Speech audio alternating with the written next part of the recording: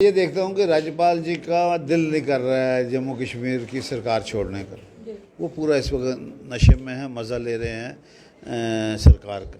लेकिन लगातार national conference पर ये कहा जाता है कि देखिए ये पाकिस्तान से बातचीत की करते हैं वकालत, और उसी के साथ साथ कहते हैं कि देशद्रोहियों के साथ चलते हैं, उनकी विचारधारा के साथ चलते हैं। इस पर उमर अब्दुल्ला साहब ने क्लियर कहा है कि अगर बात होगी, पड़ोसियों से बात करनी कोई बुरी बात नहीं है।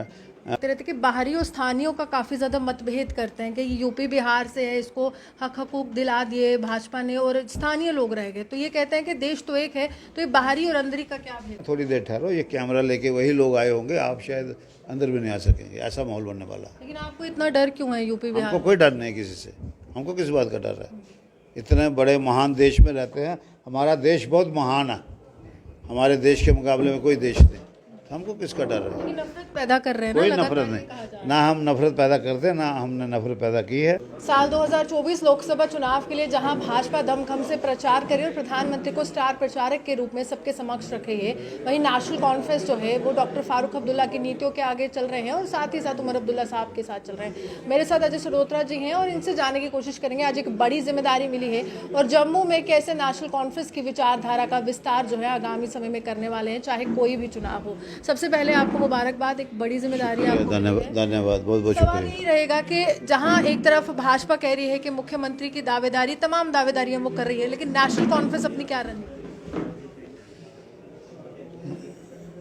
हम किसी की दावेदारी पर नहीं जाते, ये लोगों ने फैसला करना है। घर से दावेदारी कोई करे तो वो बात बनती नहीं। हम तो लोगों की बात करते हैं, लोगों के पास जाएंगे, लोगों को अपना पार्टी का प्रोग्राम सुनाएंगे, पार्टी का जो जज्बा है लोगों की सेवा करने का वो बताएंगे। जब पार्टी की बात सुन के लोग हमसे मुतमईन होंगे तो हमारे साथ चलेंगे, नहीं मुतमईन होंगे कहीं और चलेंगे। मगर हमारा फ़र्ज़ है कि घर घर जाना, लोगों को समझाना और लोगों को ये एहसास कराना कि वो अकेले नहीं हैं, हम हर वक्त लोगों के साथ हैं। हमने अपने साथियों को, वर्करों को भी गुजारिश की है कि आप लोग लोगों के बीच बैठो, लोगों के दूर मत रहो। अगर लोगों के बीच बैठोगे, लोगों की बात सुनोगे, उनकी मुश्किल में खड़े होगे उनके साथ, तो कोई चीज़ मुश्किल नहीं है। ये मगेरी लाल के सपने देखना बड़ा आसान काम है और बीजेपी को अक्सर आदत है झूठ बोलना और फिर ऐसे सपने देखना कि लोगों को भी ऐसे सपने दिखाना और ख़ुद भी ऐसे सपने देखना जो हो ही नहीं सकते। लेकिन यहाँ पर जब उपराज्यपाल कहते हैं कि 80% आबादी जम्मू कश्मीर की ये चाहती है कि चुनाव हो ही नहीं और उपराज्यपाल की व्यवस्था बहुत बेहतर है, इसको आप कैसे देखते हैं? मैं ये देखता हूँ कि राज्यपाल जी का दिल नहीं कर रहा है जम्मू कश्मीर की सरकार छोड़ने का। वो पूरा इस वक्त नशे में है, मज़ा ले रहे हैं सरकार का। मगर अगर लोगों से पूछो आप तो लोग बताएंगे। आप अपना भी एक सर्वे करो ना, आप उसके राज्यपाल जी के उस पर क्यों जाते हो, लेफ्टिनेंट गवर्नर साहब के। आप अपना एक सर्वे करो, आपका भी एक चैनल है, जाओ लोगों से पूछो कि लोग 80% मुतमईन हैं क्या। अगर 80% लोग मुतमईन होते तो टोल प्लाजा पे सारा जम्मू बाहर नहीं आ जाता। कितना समर्थन रहा उस समय नेशनल कांग्रेस? नेशनल कांग्रेस पूरा समर्थन किया, नेशनल कांग्रेस ने प्रोटेस्ट किए, नेशनल कांग्रेस कठुआ गया, वहाँ उनको छुड़ाने की कोशिश की। कठुआ में वहाँ धरना था इनका, नौजवानों का उनके साथ बैठे, सांबा में धरना था वहाँ बैठे। हमने तो अपनी पार्टी के हुक्म के मुताबिक जो लोगों का कोई भी मसला हो हम उसके साथ हैं। लेकिन वहाँ पर युवा राजपूत सभा वाले तमाम नेता कहते हैं कि तमाम सियासी पार्टियां अपनी राजनीतिक रोटियां सेक रही हैं। कोई क्या कहता है हमें उसका नहीं, हमें ये देखना कि लोगों की मुश्किल में हम उनके साथ खड़े हैं, हमारा ये फ़र्ज़ बनता है। और अभी जम्मू कश्मीर में जब पंचायत के चुनाव होंगे या म्यूनसिपल कॉरपोरेशन के चुनाव होंगे, कितनी दावेदारी आप लोगों की तरफ से पेश की जाएगी? क्योंकि इससे पहले इतिहास ये कहता है कि बाइकआउट की नीति। हर कॉन्स्टिट्यूंसी में इलेक्शन लड़ेंगे, क्या पंच है, क्या सरपंच है, क्या म्यूनसिपैलिटी है, क्या म्यूनसिपल कॉरपोरेशन है, हम हर उसमें लड़ेंगे और बाकी लोगों पे छोड़ेंगे। क्योंकि हमारे लोगों ने मेहनत करनी है, हमारे लोग बड़ी मेहनत करते हैं, इन्होंने हमेशा मेहनत की है। और एक ज़माने में मैंने आपको ऊपर भी कहा कि हमने 4 सीटें जम्मू डिस्ट्रिक्ट से लाई, तो लिहाजा ऐसी बात नहीं, कोई मुश्किल नहीं है।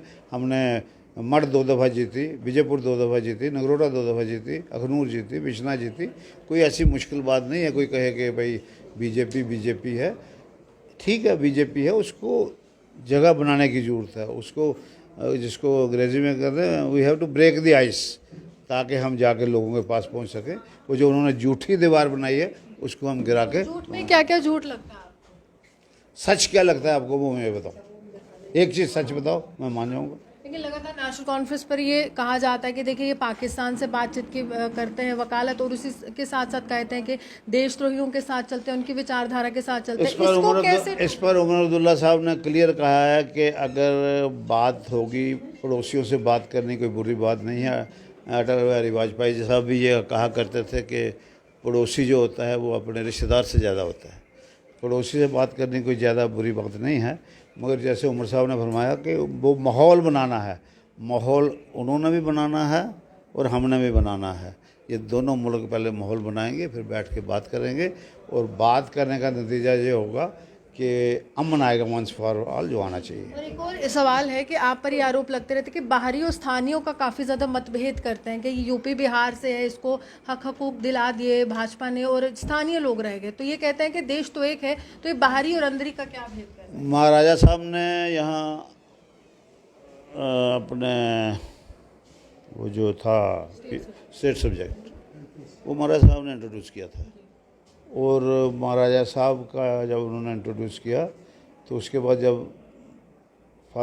शेख अब्दुल्ला साहब prime minister of Jammu Kashmir बने तो उनके आगे वो रखा गया, भाई ये कानून चल रहे हैं, आप बताइए कौन से रखने हैं कौन से छोड़ने हैं।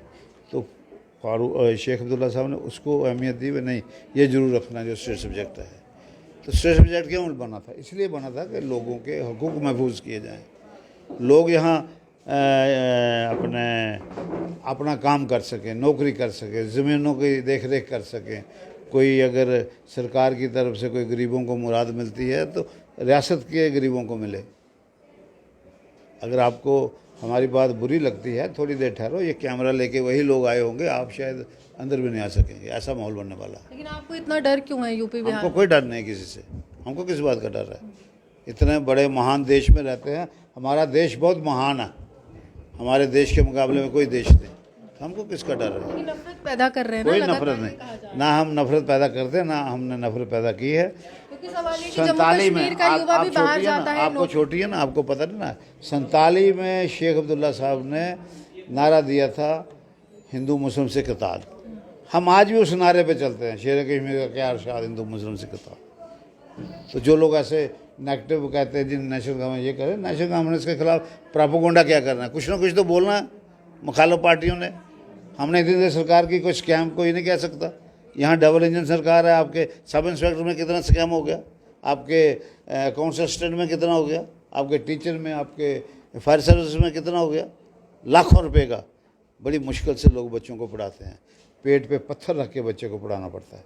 मगर जब उनको बच्चे आके तंग करते हैं कि आप इतने पैसे लगते हैं तो मैं बन जाऊंगा, सब इंस्पेक्टर बन जाऊंगा, लोगों ने ज़मीनें बेच दी, अपने घर बेच दिए, खुद किराए पे चले गए कि बच्चे का कहीं दिल ना टूट जाए।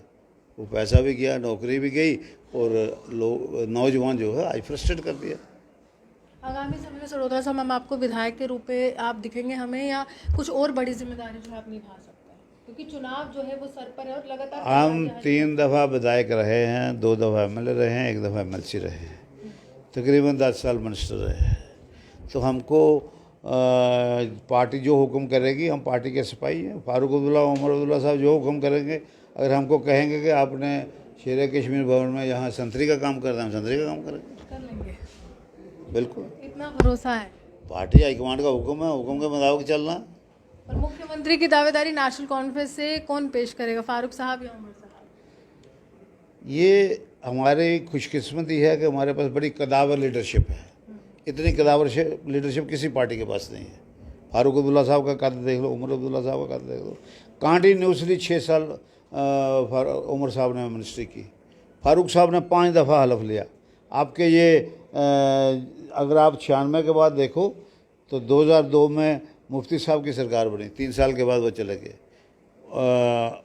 आज़ाद साहब की बनी, 3.25 साल के बाद वो चले गए। उसके बाद फिर हमारी बनी, हमने 6 साल निकाले, 96 में 6 साल निकाले, उसमें हमारी लीडर बड़ी कदावर लीडरशिप है। और इस बार कुछ ऐसी भी कयास लगाई जा रही कि आने वाले समय में अगर विधानसभा का चुनाव होता है तो एक कोलिशन भाजपा और नेशनल कॉन्फ्रेंस में भी देखा जाएगा, ये भी कुछ सवाल उठाए जा रहे हैं। देखो बात यह है कि नेशनल कॉन्फ्रेंस इतनी बड़ी पार्टी है, जो लोग अपनी हार महसूस कर चुके हैं वो लोगों में कहते हैं हम नेशनल कॉन्फ्रेंस के साथ सरकार बनाएंगे। नेशनल कॉन्फ्रेंस इंडिपेंडेंट सरकार बनानी है और आप देखेंगे हमारी कैसी अच्छी सरकार चलेगी। बुप्कार का क्या होगा? जो बुप्कार अलायंस है, क्या पीडीपी के साथ वहां पर गठबंधन नहीं होगा विधानसभा? जब इलेक्शन होगी उस वक्त देखेंगे। आज क्या कहना है, लेकिन आज उम्मीद पूरी है कि नेशनल आज क्या कहना है मुझे बताओ ना। इलेक्शन तो कहीं है नहीं। मतलब जब आपको कोई दरिया क्रॉस करना हो या नाला क्रॉस करना हो, फिर उस वक्त आपको देखना पड़ता है अब इस वक्त कैसे क्रॉस करना है। तो जैसे आप अभी वो कहते हैं ना, डोगरी में कहते हैं कि वो दरिया दी छेड़ा जुतियाँ खुली उड़ियाँ। मतलब दरिया की आवाज़ आ रही थी, वो ऊपर उधमपुर से कोई कह रहा था भाई दरिया का पानी आ गया, तो हम इधर ही चप्पलें खोल के इधर भागने शुरू कर दिए। तो ऐसी बात नहीं, इतनी जल्दी कुछ कहना मुनासिब नहीं होता। मौके पर आप देखेंगे और आपके सामने सारी बात आएगी। 2024 के लिए इंडिया गठबंधन वर्सेस प्रधानमंत्री चल रहा है इस समय। तो प्रधानमंत्री लगातार ये कह रहे हैं कि देखिए इंडिया गठबंधन में तमाम लोग भ्रष्टाचारी हैं, भ्रष्ट नेता हैं और भ्रष्ट नेताओं का गठबंधन है। इस बयान को कैसे लेंगे? जहाँ डबल इंजन सरकार है यहाँ भी माना जाता है बीजेपी की सरकार है, केंद्र से चल रहा है। एलजी की सरकार बीजेपी की सरकार है। यहाँ कितने गपले हुए रिक्रूटमेंट में, वो किस मुंह से कहते हैं। जब बातें करेंगे तो फिर और बातें निकलेंगी। इस करके मैं समझता हूँ कि अपने आप को जिसको भी कुछ कहना हो, कोई वर्कर हो, लीडर हो, उसको पहले आईना देख लेना चाहिए कि मेरे कोई अपनी चारपाई के नीचे देख लेना चाहिए कि मेरे नीचे कोई गंदगी तो नहीं, फिर किसी की बात करनी चाहिए। देखिए साफ तौर पर आगामी समय जो है अर्बन लोकल बॉडी के चुनावों का, यानी कि म्यूनसिपल कॉर्पोरेशन व पंचायत का है। भाजपा लगातार जो है प्रचार कर रही है कि हम जीत के लिए दावेदारी पेश करेंगे। वहीं नेशनल कॉन्फ्रेंस ने भी कमर कस ली है। आज एक तरह से सक्सेस मंत्र या मूल मंत्र पूरी तरह से दिया गया है उमर अब्दुल्ला की तरफ से। कहा गया है कि विजय आपको तभी मिलेगी जब आप हर एक घर का दरवाज़ा खटखटाएंगे, वहाँ से परेशानी जान कर आएंगे और समस्याओं का समाधान जो है खुद ही खोजते हुए आगे बढ़ते हुए नजर आएंगे। और तभी आपको एक विधायक के रूप में भी जम्मू कश्मीर की आम जनता चुनेगी, तभी आपको कॉर्पोरेटर के रूप में भी चुनेगी, तभी आपको पंच सरपंच के रूप में भी चुनेगी और तभी नेशनल कॉन्फ्रेंस जो है ज़मीनी स्तर पर मजबूत होगी। आप यूनिवर्सल बने देखते जम्मू से।